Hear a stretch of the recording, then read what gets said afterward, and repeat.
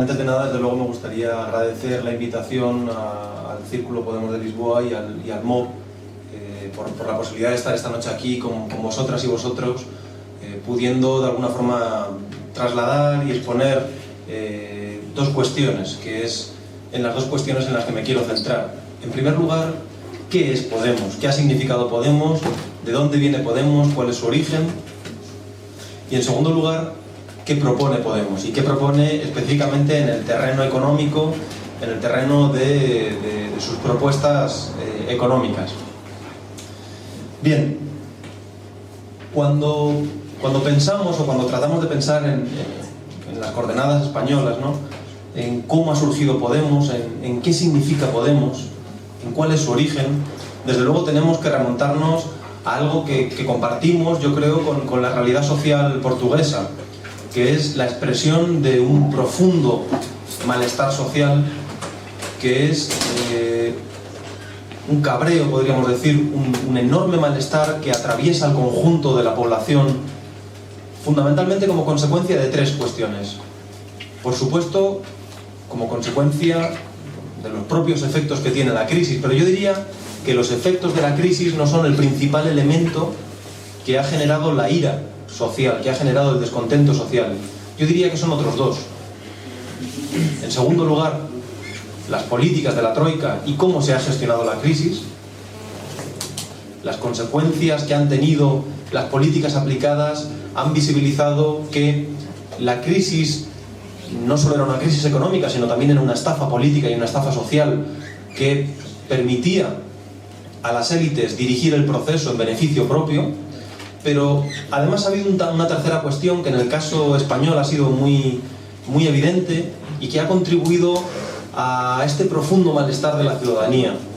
que tiene que ver con todos los casos, con los innumerables casos de corrupción que han aparecido en los últimos años en España. Esa mezcla ha sido explosiva, la mezcla de un gobierno de las élites por y para las élites, incumpliendo los propios programas electorales, tanto en el caso del Partido Socialista como en el caso del Partido Popular, pero además hecho por un bipartidismo que ha salido beneficiado durante largo tiempo como consecuencia de estos casos de corrupción, que tiene importantísimos casos de corrupción, tanto en el caso del Partido Socialista como en el caso del Partido Popular. Esos elementos es lo que explica, lo que se sitúa en el sustrato de la ira social y lo que se sitúa en el origen de una respuesta social que inicialmente tomó la forma, en el caso de España, del movimiento de los indignados, del movimiento 15M, de las distintas mareas populares, la marea blanca en defensa de la sanidad pública, la marea verde en defensa de la educación pública, mareas que, en definitiva, convergían con el movimiento social de los indignados, con el movimiento del 15M, en la expresión de ese descontento, haciendo claro y haciendo patente que los partidos, que ambos partidos responsables de ese bipartidismo en España, el Partido Socialista y el Partido Popular, no nos representaban, y haciendo evidente que cuando uno deja que la política se la hagan, lógicamente quienes hacen la política no la hacen defendiendo los intereses de la mayoría social, sino defendiendo intereses de minorías oligárquicas, económicas, políticas y en particular financieras. En España, igual que en Portugal, lógicamente con importantes diferencias entre las dos realidades, pero con algo en común, la contestación social fue intensa, la contestación social fue muy fuerte a las políticas impuestas por la Troika. Y en España, igual que en Portugal, la respuesta que encontró el movimiento social frente a esa enorme contestación popular fue la del autismo de un gobierno, el gobierno de Rodríguez Zapatero, el primer gobierno socialista, y también la respuesta del gobierno de Rajoy, del Partido Popular, una respuesta de autismo, decía, caracterizada por ningunear, por obviar, por negar la voz de la calle y la movilización y la protesta, por ser completamente insensible a esta. Es decir, nunca antes habíamos vivido en España semejante concatenación de huelgas generales, de movilizaciones populares, de manifestaciones en las calles que reunían a millones de personas, y sin embargo Nunca antes habíamos experimentado una parálisis tan grande y una negativa tan grande de los gobiernos a escuchar a la calle. Y esa situación es lo que hizo poco a poco a mucha gente, a muchos activistas sociales, a muchos militantes de los distintos movimientos, a ser conscientes de una realidad. La movilización social era condición necesaria para el cambio político, pero no suficiente. Había llegado, de alguna forma, a un tope, había llegado a un cuello de botella. La movilización social, que era necesaria para transformar la realidad y para salir de la crisis en beneficio de la mayoría social, es decir, salir de la crisis en unas nuevas coordenadas que garantizasen que la salida sería beneficiosa para el conjunto de la población y no solo una continuidad del gobierno de las élites para y por las élites, no podía pasar únicamente por la movilización social, sino que tenía que dar el salto a lo político, a la política. Desconozco la situación portuguesa, pero en España tradicionalmente los movimientos sociales han sido muy reacios, muy reactivos a implicarse en política, porque entendían que la política tenía grandes problemas, como de hecho así ha sido, que tenía grandes vicios y que por lo tanto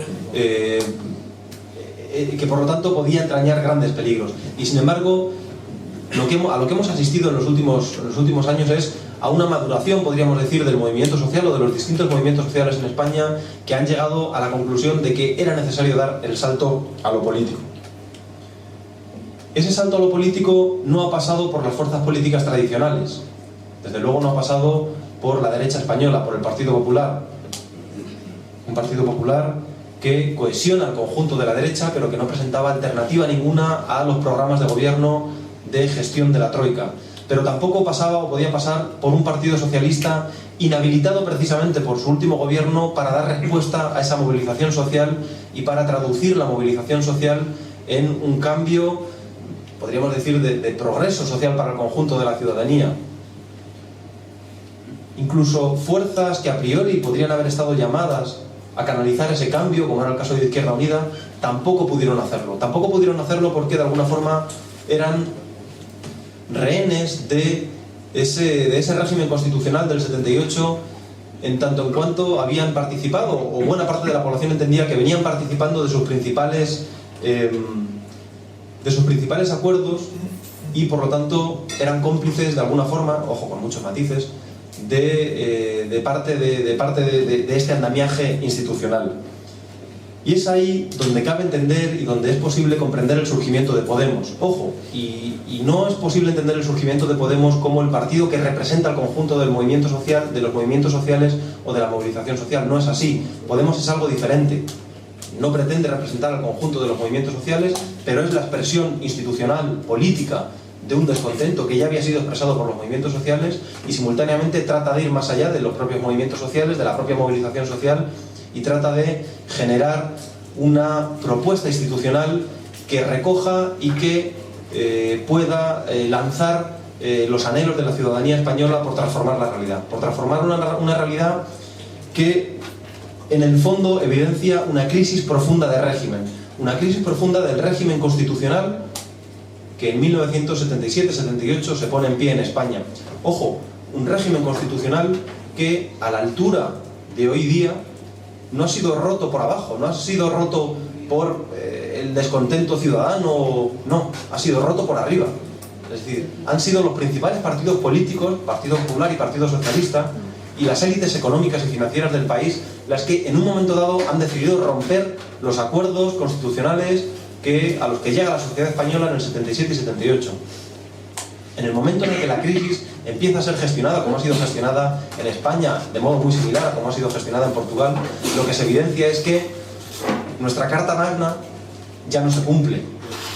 que el derecho al trabajo no es un derecho para todos, que el derecho a la salud universal y gratuita no se garantiza para el conjunto de la ciudadanía, que los derechos de acceso a la vivienda y otros derechos sociales y ciudadanos son simplemente papel mojado. Y en ese contexto es donde buena parte de la población ha visto la necesidad de impulsar, defender y apoyar la nueva propuesta política que Podemos venía a representar.